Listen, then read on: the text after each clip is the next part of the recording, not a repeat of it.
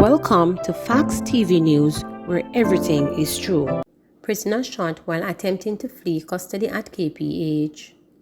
A male prisoner who attempted to escape custody at the Kingston Public Hospital was shot and injured by the police. The prisoner reportedly asked to use the bathroom, and while inside the facility, he jumped from the window. He was chased and shot by a policeman. The prisoner is now nursing gunshot wounds at the hospital. The police corporate communications unit confirmed the incident. Reporters have been reliably informed that the Independent Commission of Investigations INDECOM has been notified of the incident. A team was also dispatched to the scene. Taxi operator found dead inside car in Seaville Gardens.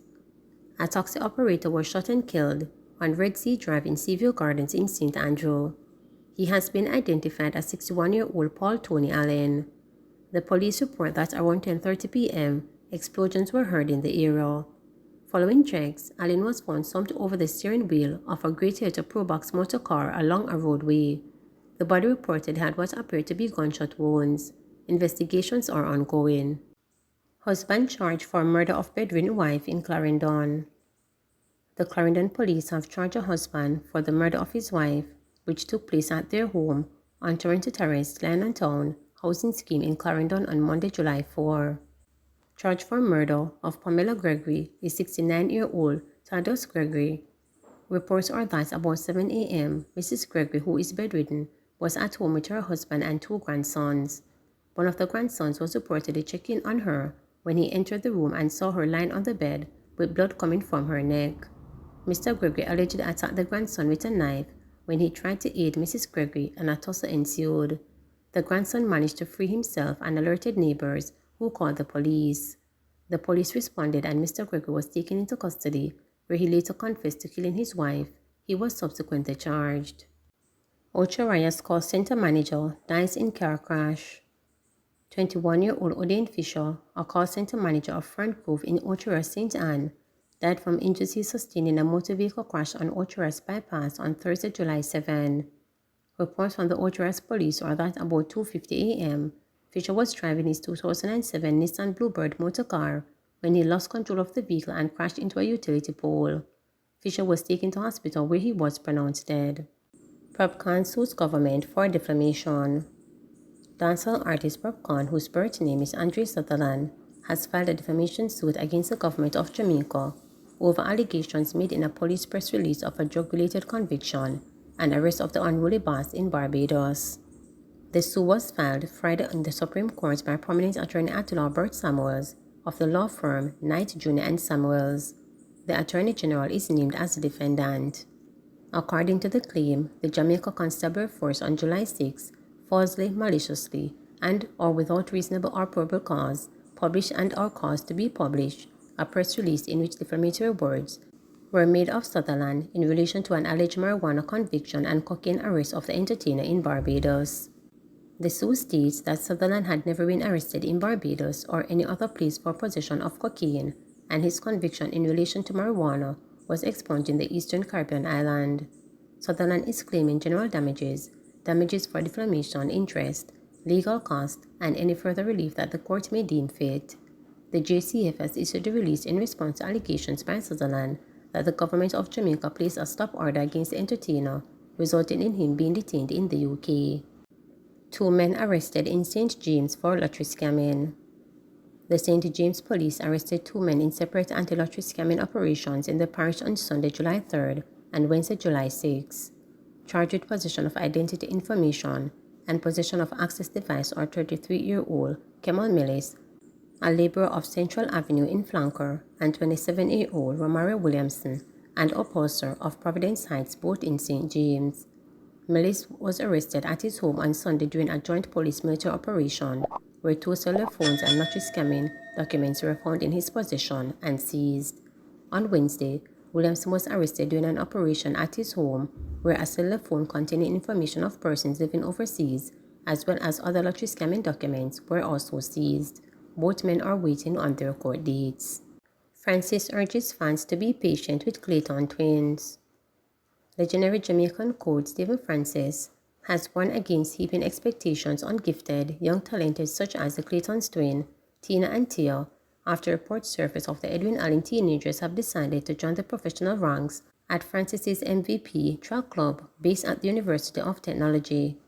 Francis was called when asked to confirm whether or not the twins will be joining his program when the new training cycle begins in September, after reporters wrote the development on Thursday, preferring instead to encourage fans to be patient with the pair. Well, I heard the news, but I don't know if they got this from the person themselves, but certainly they did not get that information from me.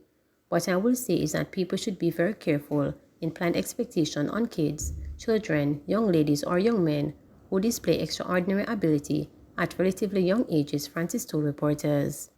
The vast majority of those people who pass a certain level as teenagers never get any better. There are a lot of history of this. I mean, somebody that won 10.9 at age 17 or 18. People tend to think that their ceiling would automatically be 10.2. And so the expectation is what kills a lot of people, and people should understand that there are no linear or even arithmetic or progressive correlation between age and performance, Francis added.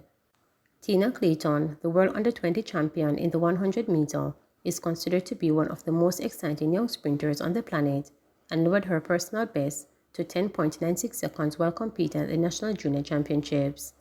The mark is the new national junior record in the event and the sixth fastest in history by an under-20 athlete. Tia Clayton, who like her sister was a member of the Jamaica's world record-breaking 4x100-meter relay, has a personal best of 11.25 seconds. Student attendance back at pre-pandemic levels, says Education Minister. Student attendance is back at pre-pandemic levels, says Minister of Education and Youth Favour Williams. At the end of the 2021-2022 school year on July 1, the daily absentee rate was at 20 to 25%, which was the case before the onset of the coronavirus pandemic. Williams said that efforts to find students who are still disengaged will continue in the 2022-2023 academic year under the Yard-to-Yard Find the Child initiative. We have to get those children back in schools come the new school year, and you will see us with the program again, she stated. We're hoping to have better data in terms of attendance, especially during the first couple of weeks in school, so it will allow us to better target, know who is absent and engage them to find out what is happening in the home and so on, she added. During the height of the pandemic, the ministry reported that approximately 120,000 primary and high school students were not attending classes. Under the Yard-to-Yard Find the Child initiative, 580 youth workers under the Housing, Opportunity Production and Employment Hope Program, 108 social workers, 928 guidance counselors, and 177 deans of discipline were engaged to help trace and contact these students. Williams was speaking at the official launch of the Education Transformation Oversight Committee at Jamaica House on July 6. Rejected, PNP says just not eligible for VP nomination. The Executive Committee of the People's National Party PNP has rejected the nomination of Clarendon Central caretaker Zalika Jess for Vice President post, stating that Jess does not meet eligibility requirements. According to the committee, the Clarendon Central caretaker was not a paid-up member of the party at the time of nomination. A review of the records found that Comrade Jess' direct membership was suspended since no payment had been made since 2018, and her direct membership was then superseded and came to an end by her becoming a group member. However, her group subsequently went into abeyance. Comrade Jess' membership is now provisional on account of her group being re-registered on January 31, 2022. In these circumstances, the legal advice received is that payments made at the time of nomination cannot retroactively revive her direct membership, the committee said in a news release. The executive committee said it had reviewed the relevant sections of the party's constitution and noted that a comrade must satisfy the following eligibility requirements in order to be nominated to the post of vice president: must have had membership in the party for a minimum of 5 years period, be a member of a recognized constituency committee, regional management committee, or NEC member, and must have at least 24 members signing their nominations paper, 12 of whom must be current members of the National Executive Council from at least 3 regions. According to the committee, it was against this background that Jess' eligibility for nomination for vice president was placed before members who voted as follows: yes, CDC Jess is eligible 1 member, no, CDE Jess is ineligible 35 members, abstain 2 members, 4 comrades did not vote for any of the options. We look forward to Comrade Jess continuing to work in the vineyard of the People's National Party so that together we can fulfill the party's mandate to the Jamaican people, as there are many other opportunities to serve our great party, and we look forward to discussing these with her, the committee stated. On Thursday, Jess allowed busloads of supporters turn up at the PNP headquarters to officially throw her hat in the ring for one of the 4 vice president's positions in the party, but had to wait several hours before her nomination was accepted, pending a deliberation among executive members. The nominees for the VP position so far are Senator Donna Scott Motley, Manchester North Western MP Michael Phillips, Spanish Town Mayor Norman Scott, and former Hanover Westmoreland MP Ian Hales.